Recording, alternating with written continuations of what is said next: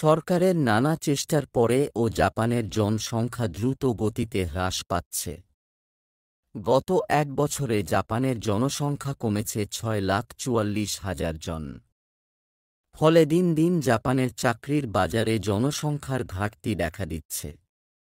অন্যদিকে জাপানের 65 বছরের বেশি বয়স্ক জনসংখ্যার হার 7% বেড়েছে।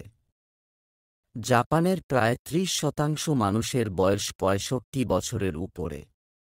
জনসংখ্যা কমার কারণে একদিকে যেমন জাপানের উৎপাদনশীলতা কমে যাচ্ছে, অন্যদিকে বয়স্ক মানুষের সামাজিক সুরক্ষার পিছনে সরকারকে বিপুল অর্থ খরচ করতে হচ্ছে।